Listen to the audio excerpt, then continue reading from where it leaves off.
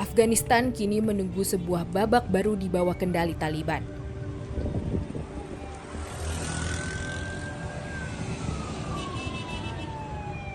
Bagi rakyat Afghanistan, khususnya perempuan, babak ini membawa ketakutan akan pemerintahan yang syarat represi.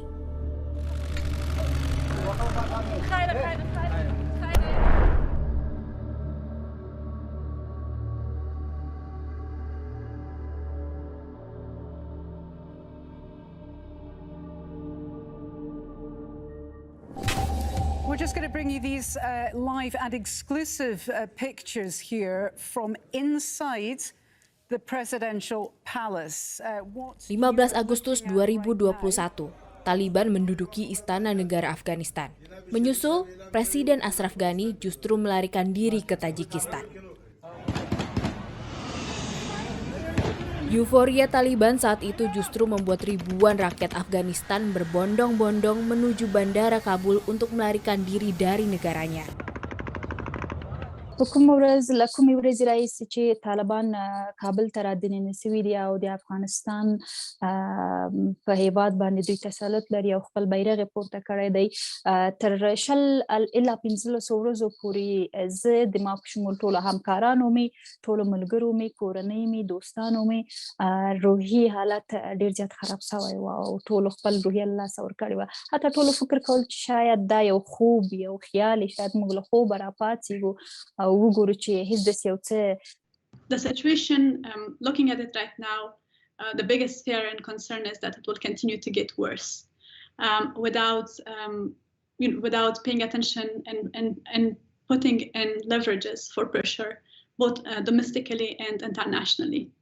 Domestically, a source of hope is the fact that Afghanistan is a transformed society. It's not the society that it was when the first time Taliban took over. Era 96 hingga 2001, pemerintahan Taliban tidak memperbolehkan perempuan untuk bersekolah, bekerja, atau bahkan keluar dari rumah tanpa ditemani laki-laki anggota keluarga mereka. Larangan yang diinterpretasi oleh Taliban dari agama Islam ini menjadi aturan fundamental. Siapapun yang melanggar, secara brutal akan mendapat hukuman pukulan dan cambuk. Kelompok Taliban muncul akibat The Endless War atau perang abadi yang terjadi di Afghanistan. Kependudukan Uni Soviet pada akhir 70-an untuk memperluas rezim komunis ditentang oleh mujahidin Afghanistan yang juga mendapat dukungan Barat selama 10 tahun. Usai Uni Soviet mundur, remah-remah konflik yang tersisa di berbagai wilayah memicu perang sipil. Kelompok Taliban muncul yang didukung oleh Pakistan. Selama 2 tahun perang, hampir 100.000 orang tewas. Taliban pun berhasil mengambil alih kontrol Afghanistan dengan rezim Islam garis keras yang dipimpin Mullah Muhammad Omar. Wanita dan anak-anak perempuan wajib mengenakan burqa, dilarang meninggalkan rumah tanpa pendamping laki-laki, mengenyam pendidikan dan bekerja. Di bawah kendali Taliban, Afghanistan pun ikut membuka pintu bagi kelompok teroris Al-Qaeda pimpinan Osama bin Laden. Hingga akhirnya, Barat melakukan intervensi militer dengan mengirimkan 130.000 tentara koalisi NATO. Tujuannya, menggulingkan Taliban yang dekat dengan organisasi teroris. Namun miris, Afghanistan tak kunjung damai. 20 tahun perang yang menelan biaya 2,3 triliun dolar AS nyatanya telah memakan lebih dari 2.400 jiwa angkatan bersenjata dan lebih dari 50.000 orang luka-luka. Sedikitnya 150.000 warga sipil Afghanistan terbunuh. Hingga akhirnya, AS menyepakati penarikan tentara di Afghanistan pada 11 September 2021.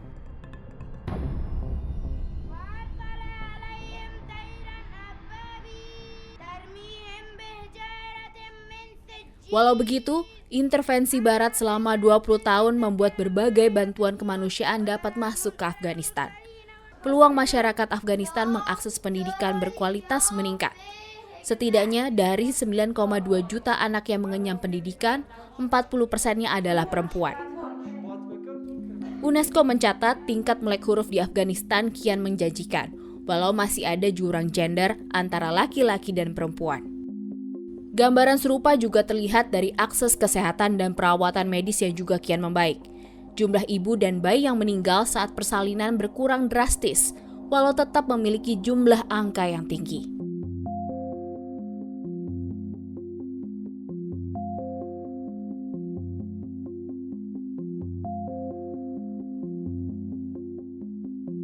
Lalu, bagaimana dengan rezim Taliban saat ini? Sejak 2018, Taliban terus bernegosiasi dengan komunitas internasional yang difasilitasi Qatar untuk memegang kendali atas Afghanistan dan membentuk Emirat Islam. Mereka berjanji akan menempuh proses perdamaian dengan cara-cara yang lebih modern dan lebih baik. Proses perdamaian dalam konflik panjang ini tentu saja tidak serta-merta menempuh jalan yang mulus. Apalagi isu kesetaraan hak perempuan tidak menjadi perhatian utama bagi Taliban. Ini masalah tradisi atau norma-norma kesukuan yang membuat perempuan juga agak sulit untuk berkembang di Afghanistan.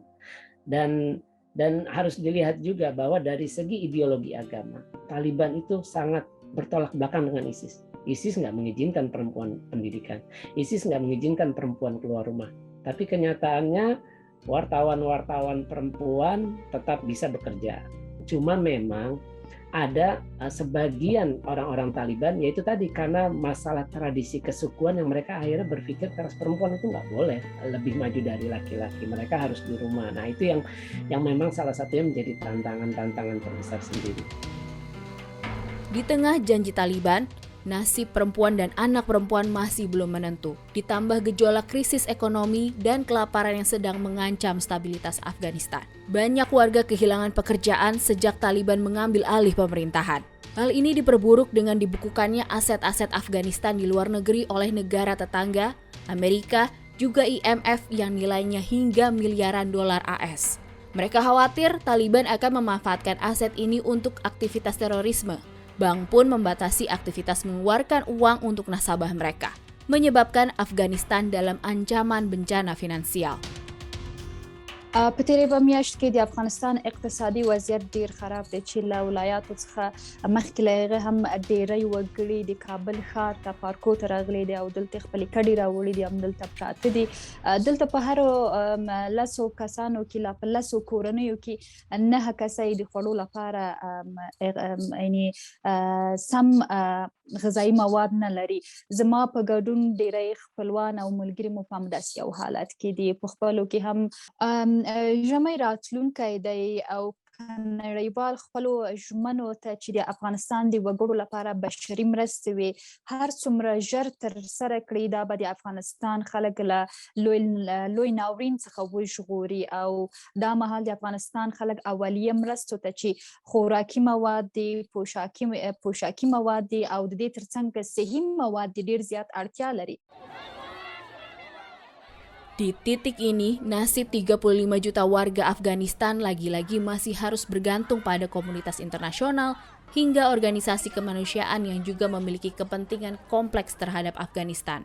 Mereka jugalah yang bisa membantu mendorong perdamaian di tanah Afghanistan, termasuk Indonesia sebagai anggota Organisasi Kerjasama Islam. Begitu juga sebaliknya, dengan mendukung stabilitas di Afghanistan, dunia bisa mendapat jaminan keamanan dari potensi aksi-aksi terorisme. Saya tekankan, masyarakat internasional harus bersatu menyampaikan harapan yang sama, yaitu terbentuknya pemerintahan inklusif di Afghanistan, kedua, penghormatan hak asasi manusia khususnya hak perempuan, yang ketiga, memastikan agar wilayah Afghanistan tidak dijadikan breeding dan training ground untuk kegiatan terorisme. Saya menyampaikan pentingnya Taliban memenuhi janji-janji yang telah disampaikan dan diperlukan langkah nyata untuk memenuhi janji tersebut. Nah, jangan sampai tidak adanya pengakuan atau dukungan terhadap pemerintahan Taliban untuk mengelola sebuah negara, untuk membangun, terus menciptakan stabilitas ini menjadi justifikasi bagi organisasi teroris seperti ISIS atau Al-Qaeda untuk menjadikan Afghanistan sebagai palagan baru. Nah, inilah kepentingan itu dari sisi politik keamanan. Today, I'm speaking on behalf of millions of people in Afghanistan. Menjadi peran masyarakat internasional untuk terus mengingatkan jika pemerintahan, ekonomi, dan hak kemanusiaan termasuk partisipasi perempuan tidak bisa berjalan bersama, Afghanistan tidak akan memiliki masa depan. So we do believe the international community, of course, has a key role in engaging with the Taliban, but persuading, using all of the levers that we have, and then the member states as well as the organizations. We don't expect them to turn into soft, fluffy lambs. That would not be a realistic goal. So how do we deal with that dilemma that staying principled, not negotiating, not losing gains is our goal, but then at the same time, how do we make sure that there also are incentives so that we are welcoming, even if there are gradual steps that actually are better than if we don't have those at all, and really to have that and have a strategy, staying united. Ya, Indonesia bisa bantu, misalkan ya mengirim tim atau tim advokasi atau semacamnya, atau jadi baik diplomat atau jadi ada 2 track ya, antara formal first track diplomasi dengan second track. Nah, ini harus saling bahu-membahu antara diplomat maupun masyarakat sipil untuk membantu bagaimana Taliban nanti bagaimana menghadapi belajar menghargai hak-hak perempuan, termasuk hak sekolah, hak mendapat pendidikan dan sebagainya, hak mendapatkan pekerjaan dan sebagainya. Nah, ini yang memang harus diupayakan oleh Indonesia melalui Islam moderasi Islam, bahwa perempuan memang berhak untuk memiliki kedudukan yang sama dengan laki-laki, karena Islam pun mengajarkan seperti itu. Tidak ada Islam yang mengajarkan untuk merendahkan perempuan.